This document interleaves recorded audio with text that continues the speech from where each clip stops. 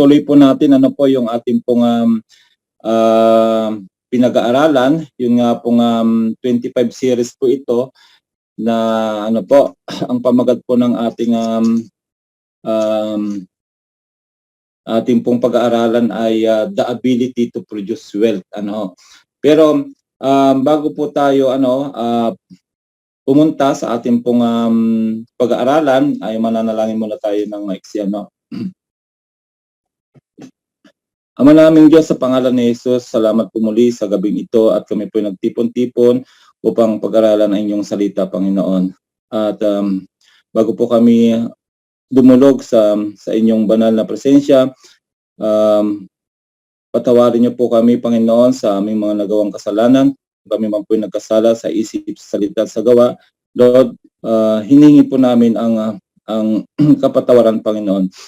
At Panginoon, sa gabing ito ay hayaan niyo po na ang banal na Espiritu ang manguna. Inanayahan po namin ang banal na Espiritu upang madali po naming maunawaan, Lord, kung ano man po yung mga ituturo ninyo sa amin sa gabing ito. At dalangin ko rin po na maisapamuhay namin ito dahil napakahalaga po na mabuild po yung aming mga characters, Panginoon.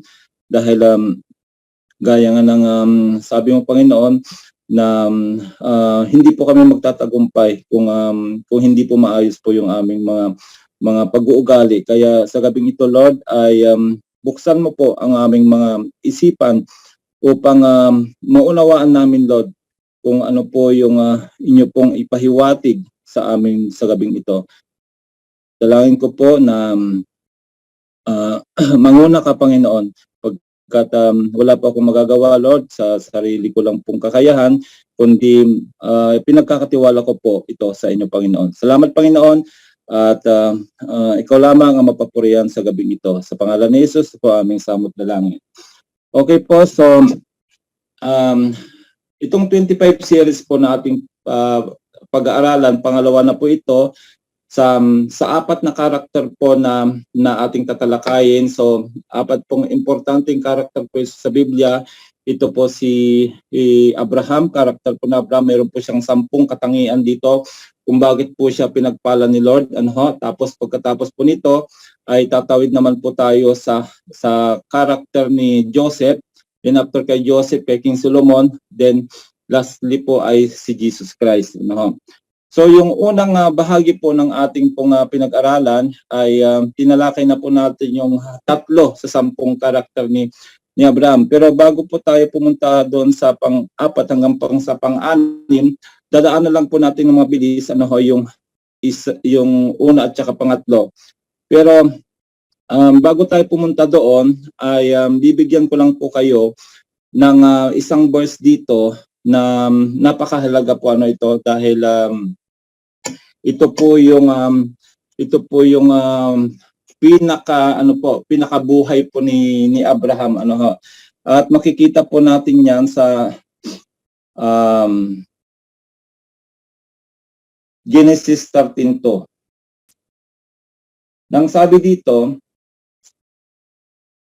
Abraham had become very wealthy in livestock, in silver and in gold.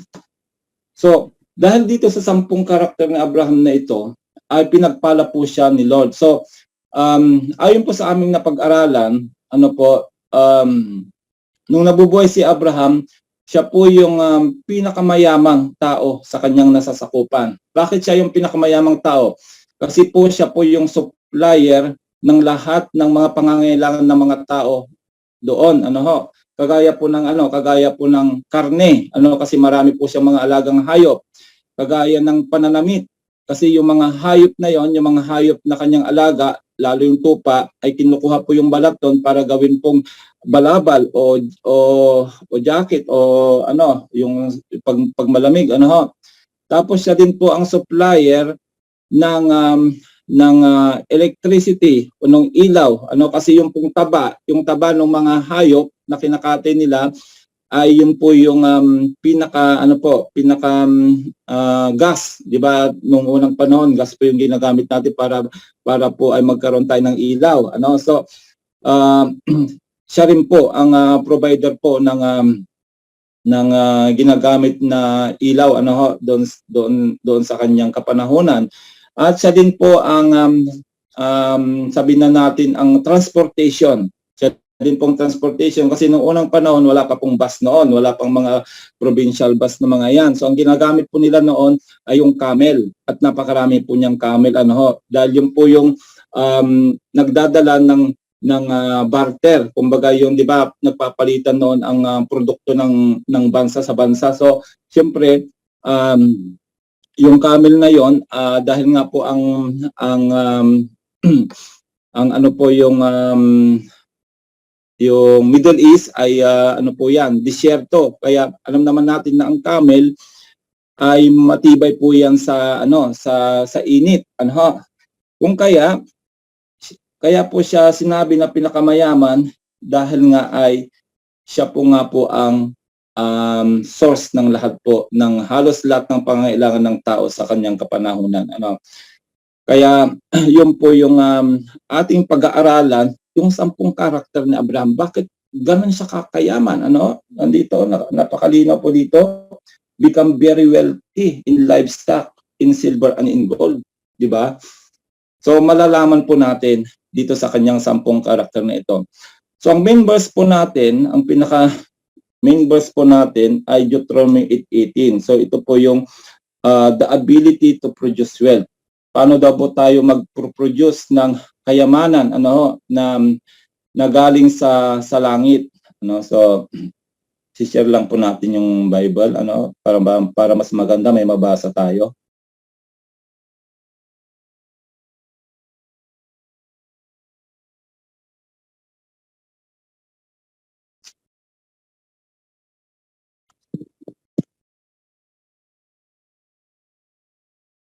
Ayan. So makipagbasa po kayo sa akin sa Deuteronomy Kapitulo 8, versikulo 18. Ano, nang sabi dito, babasahin ko muna sa English. But remember the Lord your God, for it is He who gives you the ability to produce wealth, and so confirms His covenant which He swore to your forefathers as it is today. Sabi dito sa Tagalog, kundi iyong alalahanin ang Panginoon mong Diyos sapagkat Siya ang nagbigay sa iyo ng kapangyarihan upang magkaroon ka ng kayamanan, upang Kanyang papagtibayin ang Kanyang tipan na Kanyang sinumpa sa iyong mga magulang gaya sa mga araw na ito. So sa mga tuwid ay tayo po yung mga tagapagmana, tayo po na mga anak ni Abraham, tayo po yung tagapagmana ng kayamanan na ito, ano, na ibinigay sa atin ng Panginoon. Hindi po kaagad kayamanan yung binigay sa atin, kundi dunong o karunungan paano po tayo magkaroon ng kayamanan. So, bago po tayo magkaroon ng mga pagpapala na iyan, dadaan muna tayo, sasalain muna tayo sa ating mga pag-uugali. At ito na nga po yung 10 karakter ni Abraham na kung bakit siya ganon pinagpala. So, tinalakay na po natin yung 3 unang karakter po niya, yung yung una po ay siya po ay obedient o siya po ay masunurin, ano, kasi nga po ay kung natatandaan niyo po doon sa Hebrews 11:8-18, nang sabi doon ay mas ano kasi ako sa English ano, pero babasahin natin sa Tagalog din ano. Sabi dito, by faith, Abraham, when called to go to a place he would later receive as inheritance, obeyed and went even though he did not know where he was going. So siya po ay sinunod niya po kung ano po yung sinabi ni Lord sa kanya, ano, kasi may pangako po doon na siya po ay pagpapalain at ang kanyang magiging binhi ay kagaya po ng buhangin na hindi mabibilang, ano. So yun po yung pangako, kaya sumunod po siya sa Panginoon, ano ha.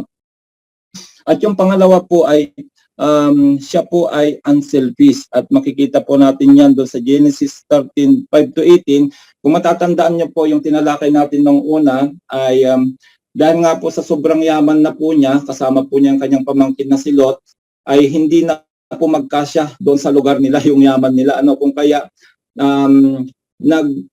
naghati sila, kumbaga nag-part ways na sila, naghiwalay sila at ang maganda nito kahit na siya yung ama o siya yung mas nakakatanda kay Lot, ay pinagpili niya po si Lot kung saan niya gustong manatili na lugar, at yung nga po nanatili po siya sa Gomora, So yun po, hindi po siya makasarili, isa sa karakter po niya ay hindi po siya makasarili, at yung pangatlo, siya po ay devoted, devoted po siya.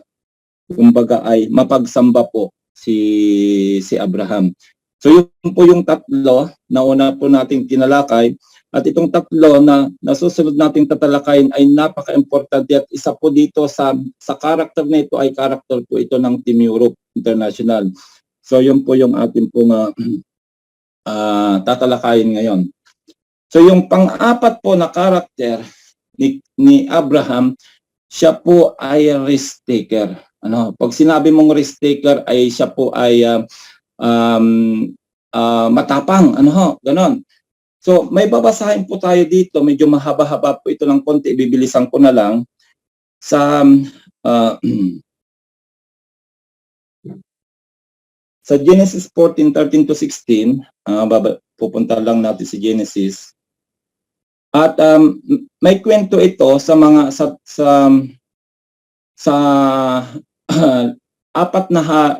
apat na hari na tinalo yung 5 kaharian. So yun po yung may kwento po dito, pero babasahin ko po ng mabilis kasi medyo mahaba-haba siya. Ng Genesis. Kung bakit sinabi na siya po ay risk taker, Genesis 14.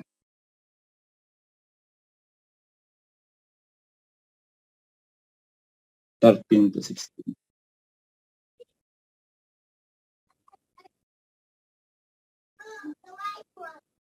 Pero pwede nating simulan dito sa sa uno kasi kasi ito.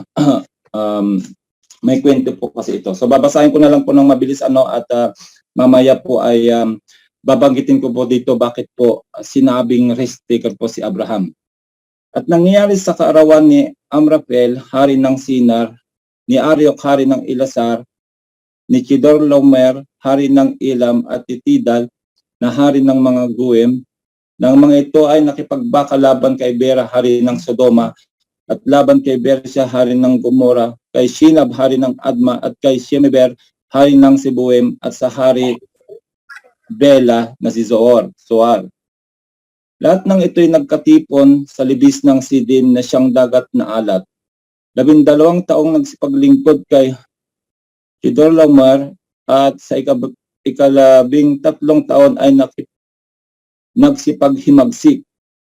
At sa 14 na taon ay dumating si Chedorlaomer at mga haring kasama niya at sinaktan ang mga Rephaim sa Asteroth Karnaim at ang Suzita sa Ham at ang mga ermita sa Shabi Siriataim. Ang mga Horeo na kanyang kabundukan ng Ser hanggang El Paran na nasa tabi ng ilang, at sila ay nangabalik at nagsipagparoon sa Inmispat na siyang Kades, at kanyang sinaktan ang buong lupain. Bakit ba ito lumalabas?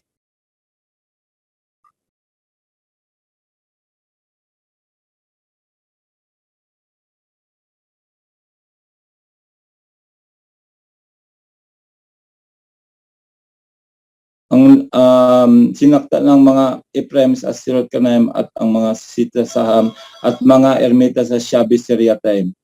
Ang mga Horeo sa kanilang kabundukan ng Ser hanggang Elparam na nasa tabing ng ilang. At sila ay nangagbalik at nagsiparoon sa Inmispat na siyang Kades. Yan, daan. At kinilang sinaktan ang buong lupain ng Amalekita at pati ng mga Amoreo na siyang nagsisitahan sa Haseron Tamar, at nagsipaglabas ang hari sa Sodoma at ang hari ng Gomora at ang hari sa Adma at ang hari ng Siboim at ang hari ng Bela na dili ibat si Zoar, at sila'y humanay ng pakipagbakalaban sa kanila sa libis ng Sidim. Laban kay Chedorlaomer, hari ng Elam, at kay Tidal na hari ng mga Goyim, at kay Armapel, hari ng Shinar, at kay Aryok, hari sa Elasar, 4 na hari laban sa 5. So yun po yun. Nagdigmaan po sila, 4 laban sa 5.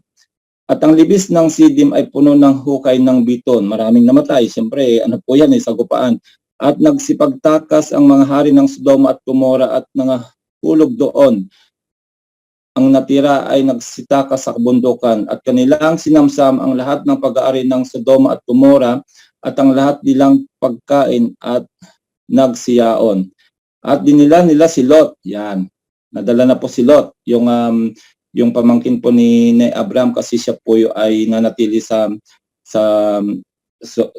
Sodom nga po, na anak ng kapatid ni Abraham, na nanahan sa Sodoma at ang kanilang mga pag-aari at sila'y nagsiyaon. At dumating ang isang nakatanan at ibinalita kay Abraham na Hebreo na tumatahan nga sa mga puno ng insinan ni Mamre na Amorheo, kapatid ni Eskol at kapatid ni Aner. Ang mga ito ay kakampi ni Abraham. At pagkarinig ni Abraham, ito na po yung pagiging risk taker po ni Abraham, na nabihag ang kanyang kapatid, ay pinagsama ang kanyang mga subok na lalaki na mga pinanganak sa kanyang bahay na 318 at kanilang hinabol sila hanggang sa Dan. Imagine mo, 318 po na piling-pili po na mga matador. Matador po yung mga yan kasi nga siyempre marami siyang alagang hayop. Siyempre pag matador, alam natin magagaling yan sa tabak. So yun po. At linusob po nila yung mga nakatalo po doon sa 5 kaharian. Tuloy natin. At sila nakapangkat sa kinagabihan laban sa kaaway, siya at ang kanyang mga alipin at kanilang sinaktan sila at hinabol nila sila hanggang sa Hoba na nasa kaliwa ng Damasco. At inuwin niya ang lahat ng pag-aari at inuwi rin niya si Lot na kanyang kapatid at ang kanyang mga pag-aari at gayon din ang mga babae at ang bayan. At nilabas na sinalubong siya ng hari ng Sodoma pagkatapos na siya magbalik na mula sa pagpatay kay Chedorlaomer at sa mga haring kasama niya sa libis ng Shabi na siyang libis ng hari. Ayan. So, nakita niyo po, 4 na kaharian po yon ang tumalo sa 5 kaharian. At doon sa 4 na kaharian na yon, dahil tinalo po nila 5 kaharian, nandun po kasi si Lot. Di ba nung naghiwalay na sila ni Abraham, dahil nga doon sa kanilang ari-arian nga na hindi na po magkasya doon sa isang lugar. So, yun po, pinagpili po ni Abraham si Lot kung saan niya gustong manatili at nanatili nga po siya sa Sodom. Na yun po yung sinalakay po. Sinalakay po nung 4 na kaharian. Naglaban po yung 4 na kaharian, 4 na hari kontra sa 5 hari at natalo po yung 5 hari. At nadala nga po si Lot.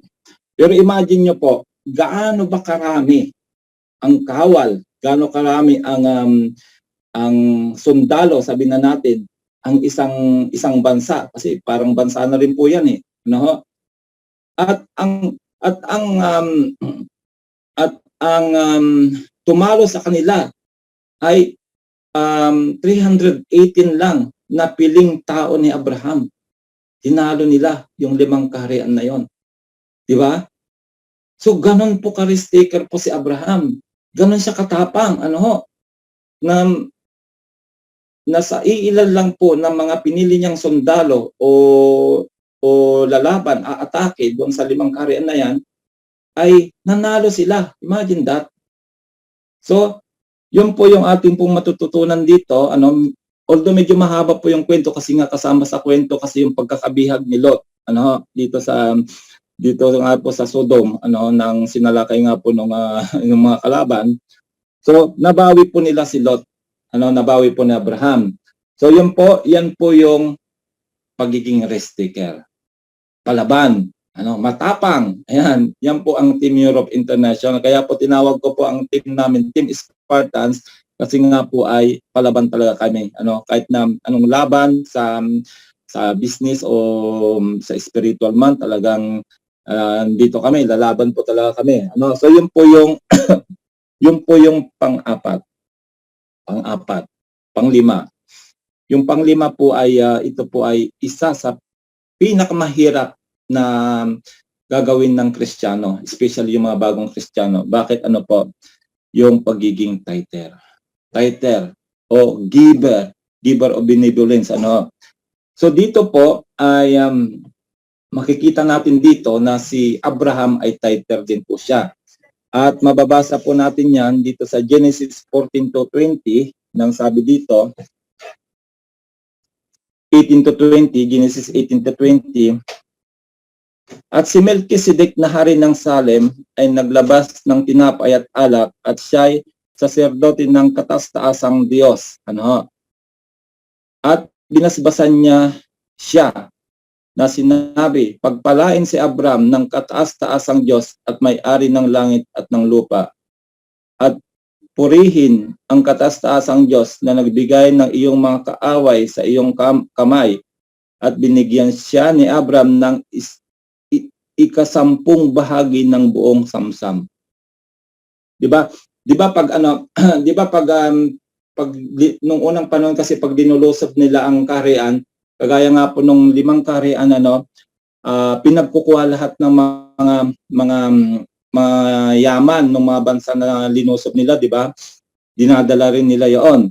So, ang nangyari dahil nanalo nga si Abraham, tinalo niya yung 5 kaharian na 'yon at lahat ng lahat ng nasamsam nilang mga precious sabi natin mga precious na mga ari-arian kagaya ng mga ginto, pilak o anuman yung mga mahalagang bagay na yan ay ibinigay niya po yung ikasampu bahagi. So ibig sabihin isa rin po sa pagiging attitude ni Abraham ay tither po siya. So bigyan ko lang po kayo ng kwento na nung linis na po kami ni Lord nung panahon ng pandemic, 'di ba? Yung crowd 1 po ay panahon ng pandemic na dumating At dahil kami po naman ay naturuan na sa pagiging tither, pagiging giver, ay kung ano po yung tinatanggap ko po sa crowd 1, ay binibigay po namin sa Panginoon yung ikasampung bahagi. Kung kaya, through that, pag tayo pinagpala ni Lord, magiging pagpapala din po tayo. Imagine mo nung panahon ng pandemic, ay iilan na lang po yung mga nagtatites dahil nga po ay nawalan ng mga trabaho, hindi na nila kayang ibigay yung kanilang ikasampu. Pero isa po kami. Alam ko na isa po kami sa pinakamalaking tither sa church po namin. Kasi nga po ang laki po ng blessing na natanggap po natin sa Panginoon during that time na dumating ang crowd 1. Kung kaya, para pagpalain din po tayo ni Lord, ito po yung isa na napakahirap gawin ng Kristiyano. Pero kung ito po ating isa papamuhay, babasahin din po natin yung reference verse nito sa Malakay 3:10. Napunta na lang po tayo dito sa Mas maganda kasi pag may binabasa tayo para masundan po natin.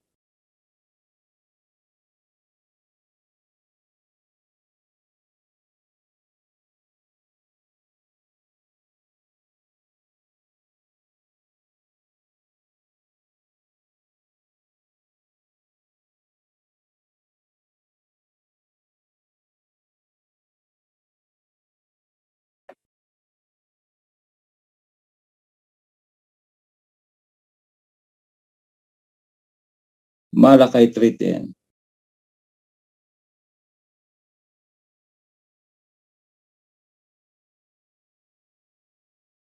kung ito po ay may isa sa puso natin, ito po ay isang hamon para sa ating mga Kristiyano, na alam po naman natin na parang napakahirap na ibigay po yung ikasampung bahagi ng ating kinikita. Pero pag binasa po natin itong Malakay 3:10 dito, ito po yung challenge, challenge ni Lord para sa atin. Nasabi dito, dalhin ninyo ang buong ikasampung bahagi sa kamalig upang magkaroon ng pagkain sa aking bahay.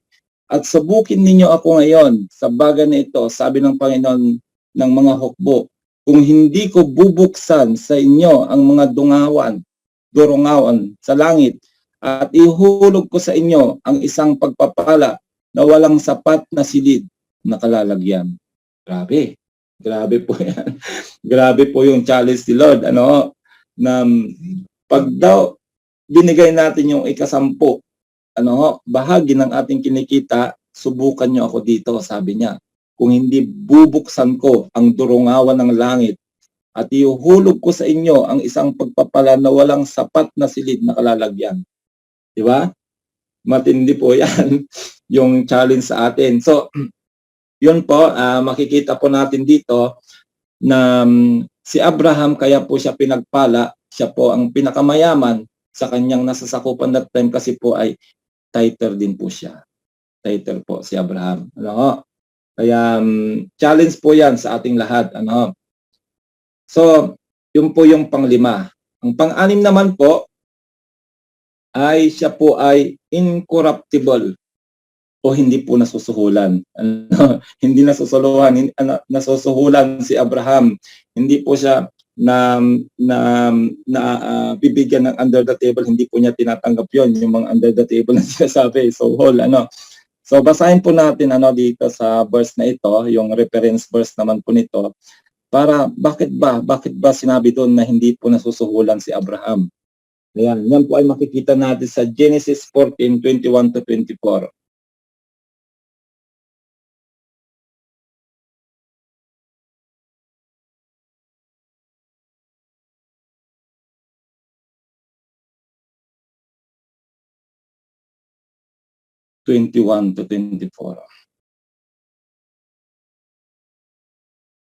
Ayan. At sinabi ng hari sa Sodoma kay Abram, ibigay mo sa akin ang mga tao at kunin mo sa ganang iyo ang mga pag-aari. At sinabi ni Abram sa hari sa Sodoma, itinaas ko ang aking kamay sa Panginoong Diyos na kataas-taasan na may-ari ng langit at lupa. Isinumpa kong hindi ako kukuha maging isang sinulid o maging isang panali ng pangyapak o ng anumang nauukol sa iyo. Baka iyong sabihin, pinayaman ko si Abram. Liban sa liban na lamang ang kinain ng mga binata at mga bahagi ng mga lalaking kinasama ko, si Aniel, si Iskol at si Mamre ay pakunin mo ng kanilang bahagi. So dito maliwanag po na dahil nga po ay tuwang-tuwa po yung hari ng Sodom kasi tinalo po ni Abraham yung mga tumalo sa kanila, at nasamsam po na ibalik po yung mga kayamanan na yan na nakinuha po ng mga hari na yon. Pero may paninindigan po si Abraham na sabi niya dito, isinumpa kasi niya sa Panginoon na hindi siya kukuha maging isang sinulid o maging isang panali ng pangyapak o ng anumang nauukol.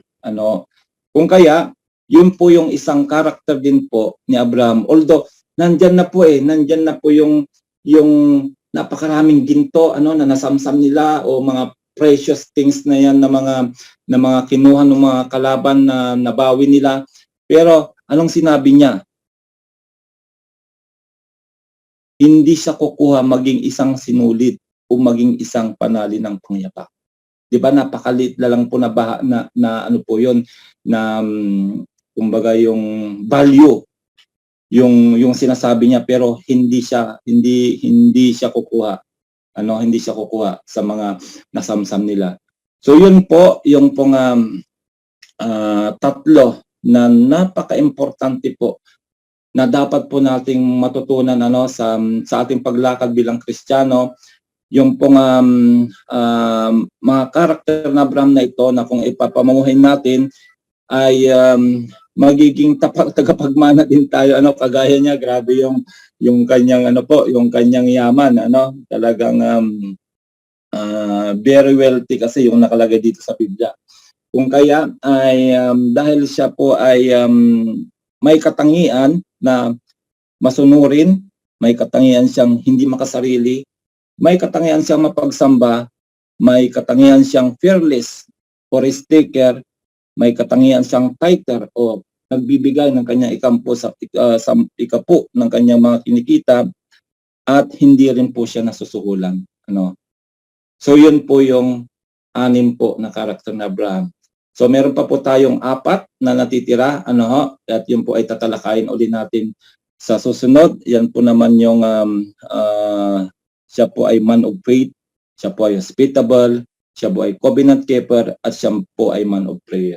So yun po yung ating pong isusunod na tatalakayin. So salamat po sa ating lahat na nandito, although medyo mahaba-haba ng konti kasi kailangan po kasing maintindihan natin yung bang mga dapat nating isa pamuhay na pag-uugali para po ay isa rin po tayo na makaranas ng pagpapala na pinangako dito ng Panginoong Diyos sa Deuteronomy 8:18. So salamat po until tingnan natin, mag-usap po kami ni Pastora kung kailan po ulit yung ating susunod nasa kung kaya po nating talakayin yung 4 sa susunod ay tatapusin na po natin bago po tayo tumawid naman doon sa karakter naman po ni Joseph. Napakaganda rin po noon yung next Friday yung karakter ni Joseph po. So salamat po at bibigyan ko na po kay Pastora yung closing prayer, at kung may mga prayer request po tayo ay pwede po ninyong ilagay sa chat box para po ay maipag-pray po ni Pastora Renilla. Salamat po sa ating lahat.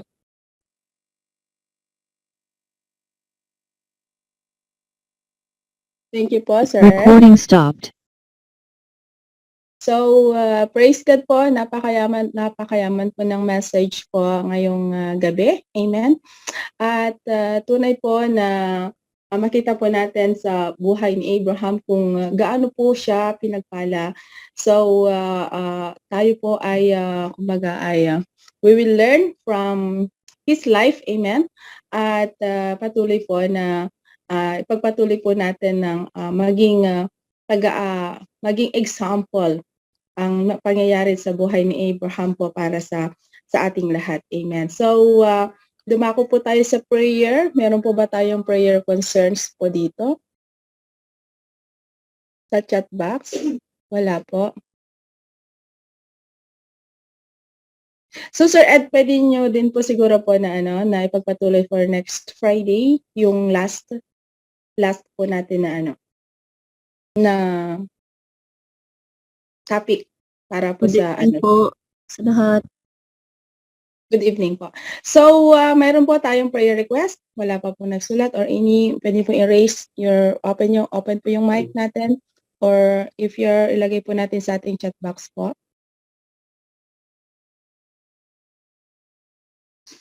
Okay po, ito po yung prayer request po ng ating Sister Imelda Prog.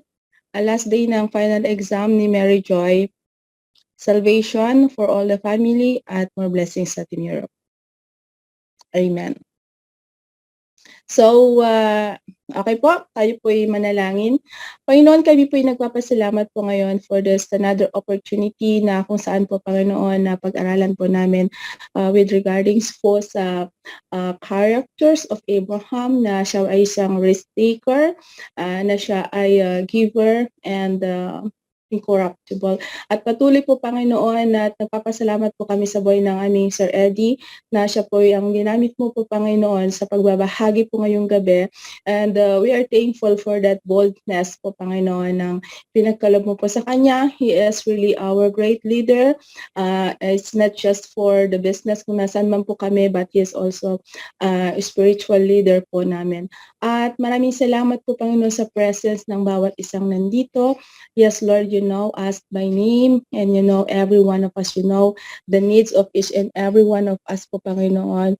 So amin pong nilalapit po ang buhay po, Panginoon, ng Ma'am Mary Jane, ang Ma'am Imelda Prog, ang Onya family, ang Ma'am Laika, and Sir Loreto, Sir Basilio, Brother Noni, at Sir Danny, Ma'am Ellen Armobit, Sister Lita Piscador, Ma'am Evelyn, Ma'am Grace, Ma'am Alma, Ma'am Lizelle, Lynn, Ma'am Martina, Sir Jeremy, Sir Orly, and Ma'am Rosalind. Yes, Lord, maraming salamat po, Panginoon, sa presence ng bawat isang nandito na nakapakinig po, Panginoon, ng iyong mga salita. You know us by name, you know every desires na meron po kami sa aming mga puso po, Panginoon. And we just pray, Father, that you will be with us, Lord.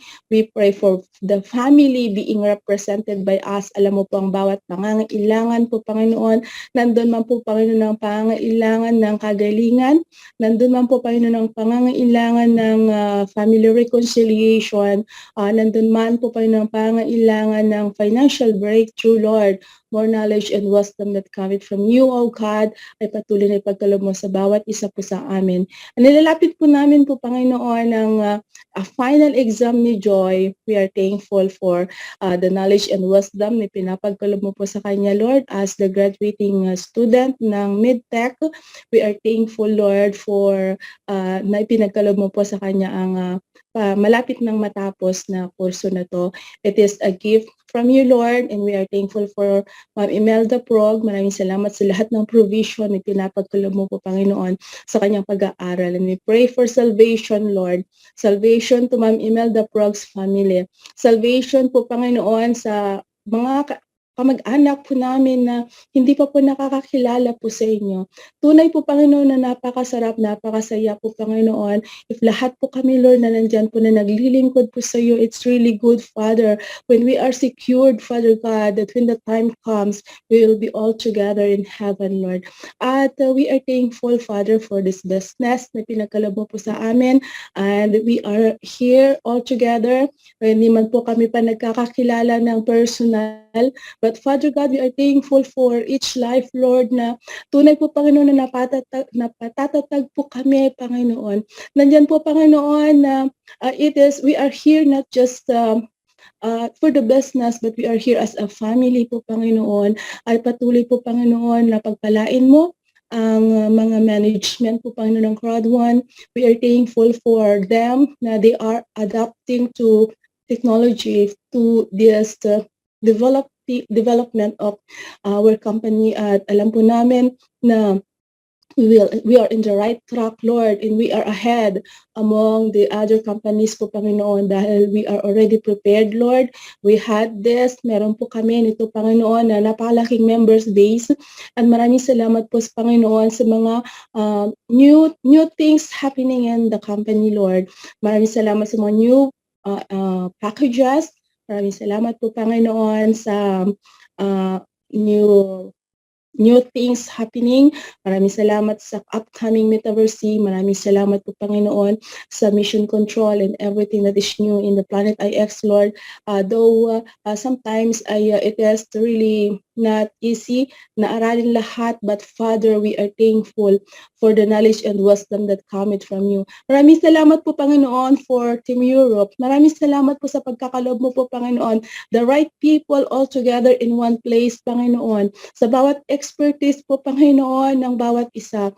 We are here all together. You have put us in this team for a certain reason and a certain purpose. At nagpapasalamat po kami po, Panginoon, sa aming mga directors, kay Sir Eddie, kay Ma'am Laika, Sir Danny, o Panginoon, Ma'am Rhea, Sir Junel, at sa lahat po na mga directors po namin. We are thankful for their joint effort na kung saan po, Panginoon, napapatatag po ang bawat isa. And we are thankful for the members, O Lord. Maraming salamat for the receptive na sa bawat pagbabago, na sa bawat changes, Lord, we are more we are stronger. Maraming salamat po sa mga kabutihan mo. Yes, oh God, you are really a great God sa buhay ng bawat isa po sa amin. Maraming salamat po, Panginoon, at patuloy po, Panginoon, ang ninanais po namin. Our desire is to have that financial breakthrough. Nandyan po yung time freedom na pinapangarap po namin, na makauwi po kami freely like sina Sir Danny and Ma'am Laika na matagal, at we are na makalaya sa mga employment.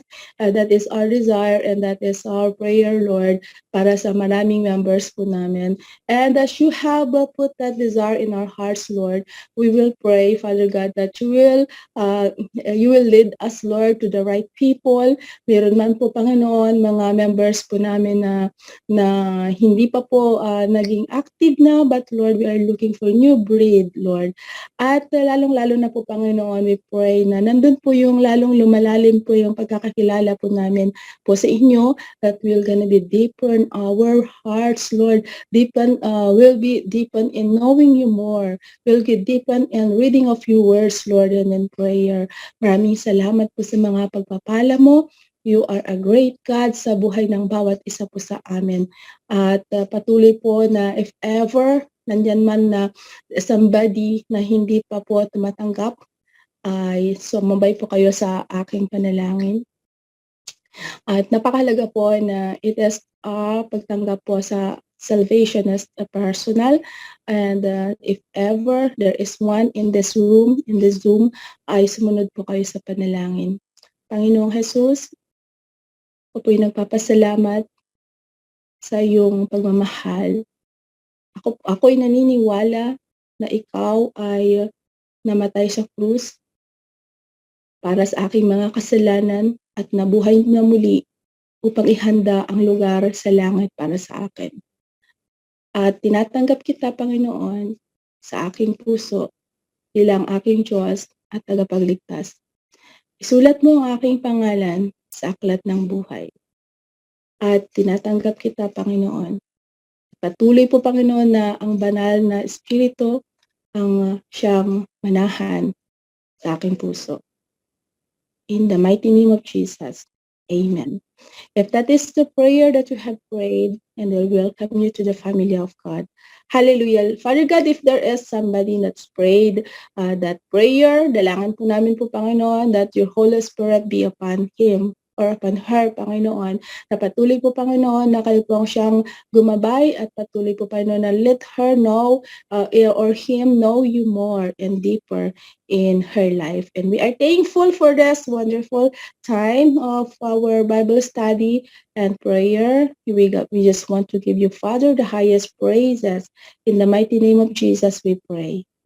Amen and amen. Hello po, Pastora. May pahabol pong prayer request si Ma'am Lynn para po sa kagalingan ng mama niya. Okay po. Nasa Pilipinas po. Focus po para sa kagalingan ng mother po at sana magtagal pa po siya. Amen. Sister Lynn po yan. Okay po. Yes po. Yes, Lord. Nilalaki po namin ang nanay ng Sister Lynn, mga Panginoon. At yes, kilala mo ang kanyang nanay. You know, whatever that sickness na meron po siya, Panginoon. At we pray, Father God, that you're gonna grant him, Father, her the complete healing that coming from you. Kinikilala namin po, Panginoon, that you are our Jehovah Rapha. At that by your stripes, Father, but by the stripes of Jesus, we have been healed. Though may mga doctors, may mga gamot po, Panginoon, as an instrument, but we believe, Father, and we have that faith that it is you. Kayo po, Panginoon, ang siyang nagpapagaling sa bawat karamdaman po namin. O ang sino man po, Panginoon, na nandito, at maraming salamat po ay kami po ay pinapagpasalamat na po namin ang kagalingan sa akin po sa ubo na matagal na, at sa mga iba pa po, Panginoon, na nandito ngayon, or any family being represented by us, whatever a sickness, we bind that in the name of Jesus. Truly, Father, that you are a God who heals. You are the God who gives healing to each and every one of us. We pray for complete healing. We pray for miraculous healing as you have shown us, Father God, in the illustrations that we have in the time of Jesus, na kung saan nandun ang kagalingan sa bawat nananampalataya sa Kanya.